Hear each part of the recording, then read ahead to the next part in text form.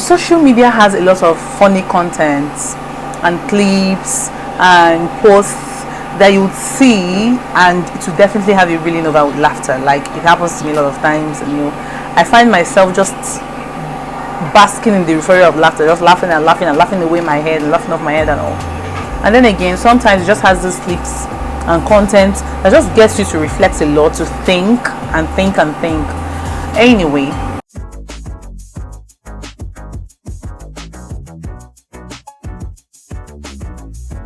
hi guys, welcome back to my channel. This is Chinwe of Nikki Mandy Vlogs, and you're welcome. Okay, so today I want to share this with you because I came across these clips, and at first I thought it was a skit. You know how when you're scrolling through social media and you are tilting towards a particular type of content, and then more of such content start popping up? So that was what happened, and I was just seeing similar content, and I just said, okay, let me just compile them together and talk about this. Every day in the world, somewhere, a woman is just going through a form of domestic abuse, not even by a stranger, but by the person that she claims to be her husband, or the person who the world knows to be her husband, and yet she stays. That's the part I don't get. Like, why stay? Anyway, stick with me. I want us to talk about it, not to judge, but just to understand. Because seriously, until we understand why women stay, we can't really help them leave, right?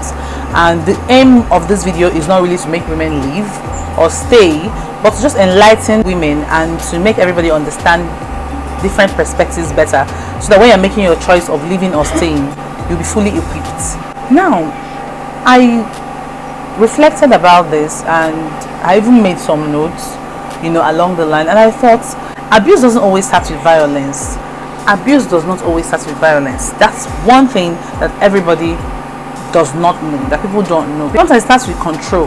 Tiny things that don't even look like red flags. It starts with, don't wear that, don't do this, don't talk to this person, don't go there. Just like that. And little by little, you find yourself being smaller, becoming smaller and smaller, emotionally, mentally, spiritually.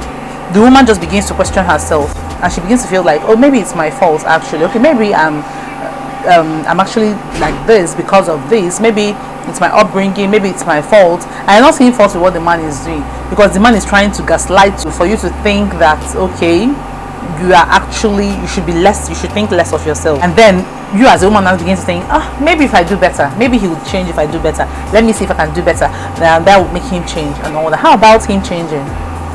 Now, there are actually many layers to this, and I want us to unwrap these layers together, okay?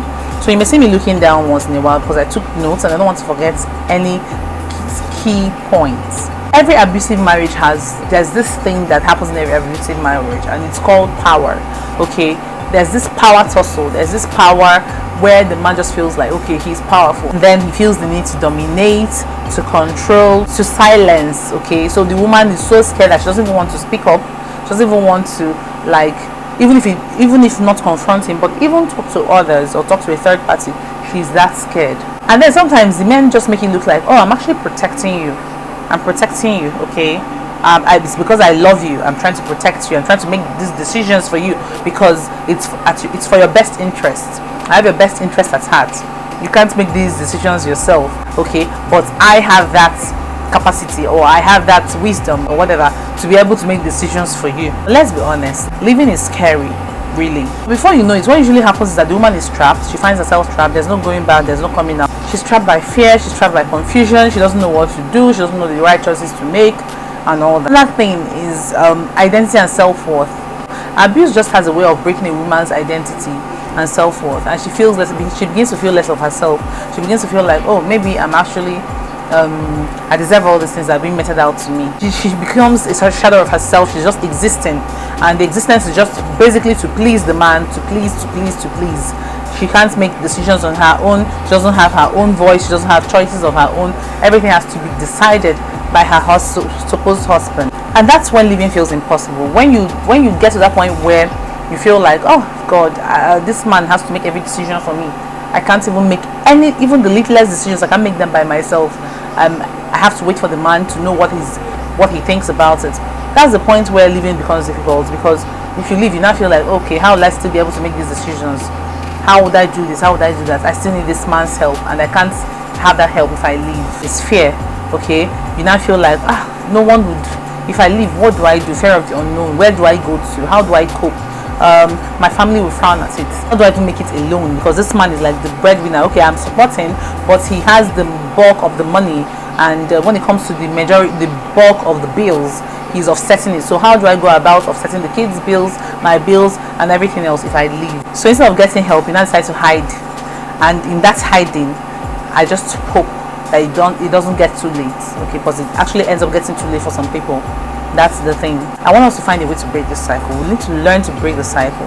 Let's stop normalizing silence. Silence protects the abuser, never the victim. So if you are the victim, don't be silent. You're protecting the abuser instead, and you're giving him more room and more fuel. You're fueling the abuse to continue to, like, thrive. So we shouldn't allow that. How do we break this cycle? Just walk out. Now, if you're watching this and you're in that situation, please hear me. Leave. Just leave. Talk to someone. Find someone to talk to. Reach out. Tell someone. It could be a trusted friend. It could be a counselor. It could be your spiritual director. It could be your women's leader. Find someone and talk to. It could be your mother. It could be somebody who you know is going to help you out. Talk to someone, please. Don't live and die in silence. Then if you know someone going through such situations, don't be like, I'll never let that happen to me. If it were to be me, what? I will do this, I will do that. What? You will break his head, you will break leg. Knowing fully well that you can't do much, you can't do everything. Because when it comes to physical strength, the men are actually stronger than us. So what much can we do? Nothing much, because physically we're not as strong as them. And okay, so the best thing to do is don't even start telling this. If it were me, oh my god, I'll break his head. You can't even try to be me. I am very indomitable, I'm very indefatigable, and this and that. No, don't even go that route. Start making the person feel like that person is. No, you just tell the person, okay, I'm here for you. What do you need? What do you want to do? I can help you. I have your back. Okay, just advise the person. Tell the person you're willing to help. Okay, can we find help together? What do you want us to do? How do we go about this? Or okay, should I offer help? Let me help you out and all that. Not making the person feel like, if it were you, all this will happen, all this will not happen, and all. There's nothing that it won't really make any difference in the person's life at that point. Okay, what the person needs at that point is help. And if you're not willing, if you're not able to render the help, then please just be quiet with all the if it were to be me, if it were not to be me, this and that.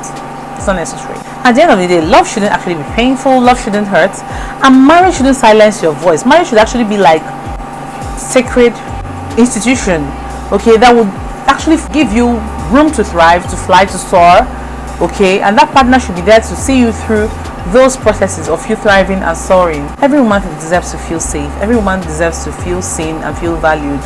Okay, now I'm not saying that there are some women who are not doing things that are very upsetting, but then again, of course there are, but going about it the violent way is not actually the solution. Or don't you think so? Have you thought about other ways that you can settle matters amicably without actually being violent about it? Have you thought about it? Have you thought about ways that you can settle matters amicably without actually being violent about it with your spouse, with your wife?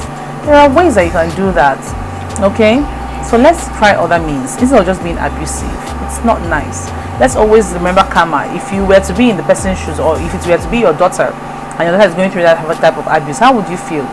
If you were to be in the woman's shoes and you're the one receiving the abuse at the receiving end, how would you feel as well? Guys, let's learn not to normalize silence. Don't wait until it's too late, and then by that time you've either indulged yourself in vices that are negative vices that are going to mar your life, or you have not to the point where the point of no return. Okay, let's not get to that point. Honestly, I would always preach that. Okay, so that's it, guys. And please, I would love to hear your comments or your thoughts in the comment section as well. Please, let's continue this discussion in the comment section. Okay, I'll be there to give my responses and hear from you, read from you, and respond to all your comments and thoughts and all. Okay, if this message touched you, please like it, okay, by giving it a thumbs up, and subscribe if you have not done that. Also share the video to people in your circle, okay, that may benefit from it, and don't forget to leave a comment as well, like I said. Okay, thank you so much for stopping by the channel. As usual, I appreciate your support, and I am super grateful to have you.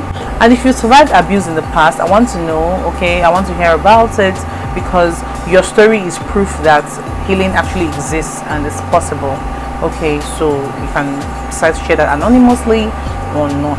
I'm going to be leaving my email in the description and then in the comments as well. Please leave your thoughts. It's okay.